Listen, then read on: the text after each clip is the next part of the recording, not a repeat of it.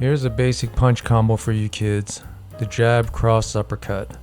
Easy to brag about, hard to master, and you'll probably hurt yourself if you don't know what you're doing. And today I'm going to brag about how much I mastered it because I didn't know what I was doing. It'll make more sense if you stop trying to figure out what I just said. As far as I can remember, the first time I pulled off these punches was when I fought off 4 punk skateboarders. A lot of ego can get you in real trouble. It was sheer speed that dropped them one after another.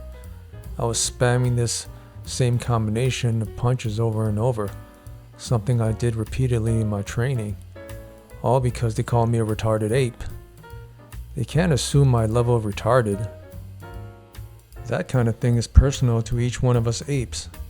It's like that scene from Rumble in the Bronx when Jackie Chan walked into those punks' hideout and he grabbed the DJ's turntable set and threw it on the pool table.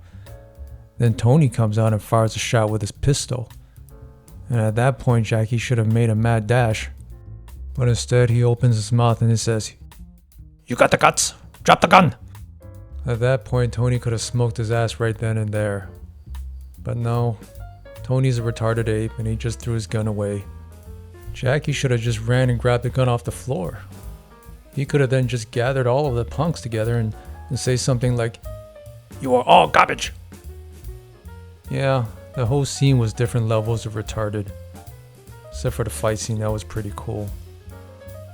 So pick and choose your fights, I say. If you make smart choices, anything is possible. It's like the Toxic Avenger, when he got his big break to play Sloth on the Goonies.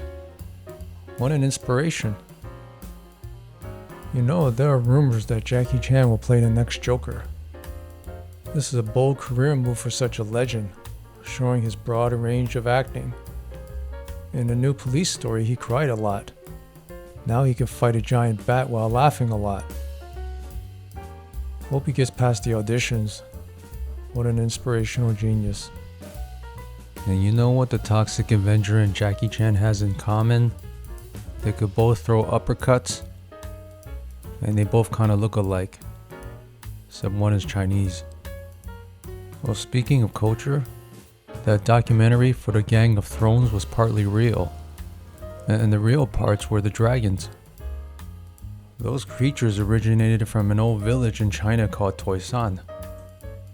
Those were the OG lizards. But they didn't show dragon diversity. It wasn't inclusive for Chinese dragons. That's why the show was cancelled after 8 seasons.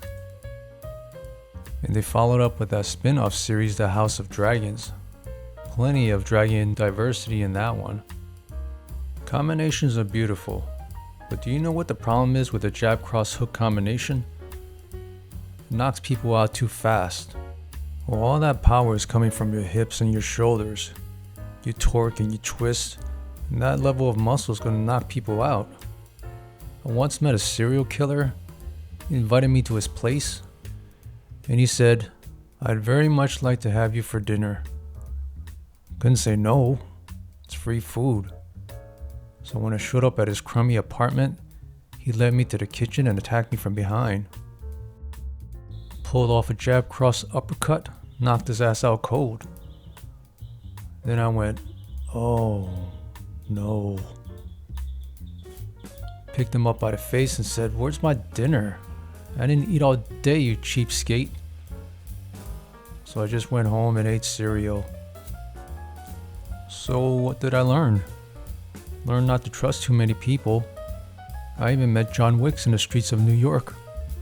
I asked for an autograph and he said, "Yeah, you got a pen or a pencil?" I said, "Oh no you don't."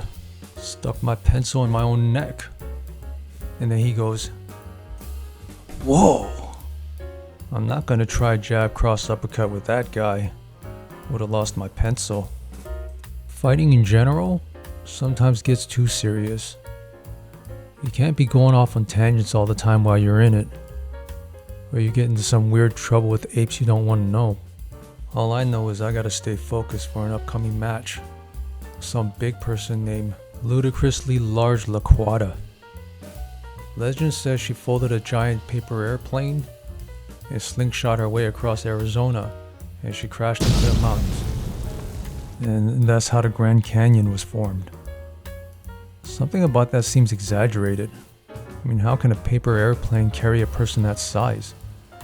And how does she even survive the crash? And what can we learn from that?